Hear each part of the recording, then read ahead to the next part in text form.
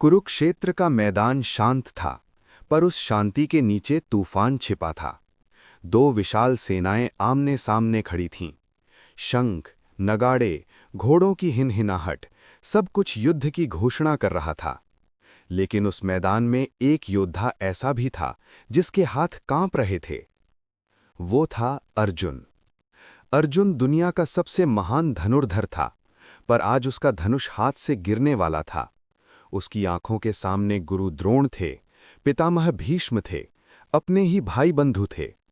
उसके मन में प्रश्न उठने लगा, क्या यही धर्म है? क्या अपनों को मारकर जीत सच में जीत होगी? अर्जुन ने रथ रोकने को कहा। कृष्ण मुस्कुराए। वो मुस्कान नहीं, बल्कि करुणा थी। अर्जुन बोला, हे केशव, मेरा मन भ्रमित हो गया है। मैं ये युद्ध नहीं कर सकता। राज्य, सुख, विजय सब व्यर्थ लगते हैं। यहीं से शुरू होती है गीता। युद्ध भूमि में, लेकिन असल लड़ाई अंदर की थी। कृष्ण ने शांत स्वर में कहा, अर्जुन, तुम जिस दुख में हो वो कमजोरी नहीं है, पर उसमें डूब जाना अज्ञान है। उन्होंने बताया, ये शरीर नश्वर है, लेकिन आत्मा न कभी जन्म लेती है न मरती है। जिस तरह मनुष्य पुराने वस्त्र छोड़कर नए वस्त्र धारण करता है, उसी तरह आत्मा पुराने शरीर छोड़कर नया शरीर लेती है। अर्जुन चौंका। उसका भय थोड़ा कम हुआ, पर प्रश्न अभी बाकी थे। कृष्ण बोले, तुम शोक उनके लिए कर रहे हो जिनके लिए शोक करना उचित नहीं। तुम योद्धा हो, तुम्हारा धर्म है न्याय के लिए कर्म करना। फिर कृष्ण ने वो वाक्य कहा जो सदियों से मानवता को राह दिखा रहा है, कर्म करो, फल की चिंता मत करो। कृष्ण समझाते हैं, जब हम सिर्फ परिणाम के पीछे भागते हैं तो डर, तनाव और अहंकार पैदा होता है, लेकिन जब हम कर्तव्य पर ध्यान देते हैं तो मन शांत रहता है।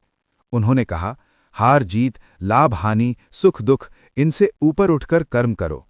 ये बात सिर्फ युद्ध की नहीं थी, ये हर छात्र, हर माता पिता, हर संघर्ष कर रहे इंसान के लिए थी। कृष्ण ने अर्जुन को बताया, कामना से भरा कर्म बांधता है, निष्काम कर्म मुक्त करता है। फिर उन्होंने मन की बात की।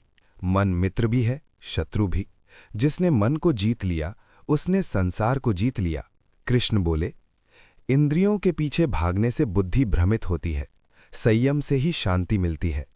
अर्जुन ने पूछा, हे माधव, ये मन इतना चंचल है, इसे कैसे वश में करें?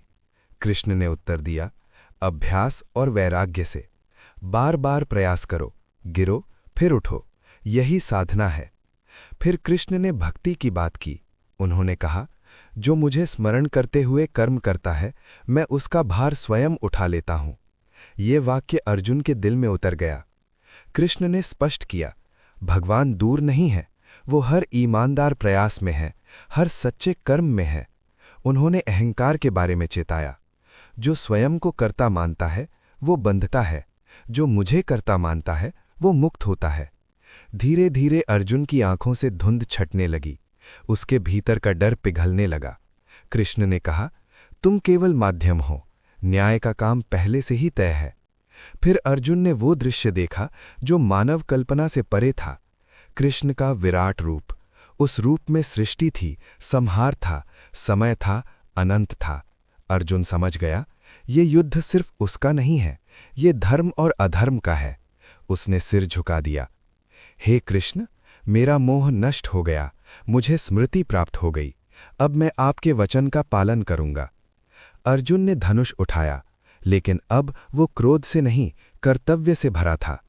युद्ध शुरू हुआ, पर अर्जुन के भीतर शांति थी। गीता का संदेश, कहानी का सार। जीवन युद्ध है, लेकिन शस्त्र बाहरी नहीं, अंदर के डर होते हैं। कर्तव्य से भागना समाधान नहीं।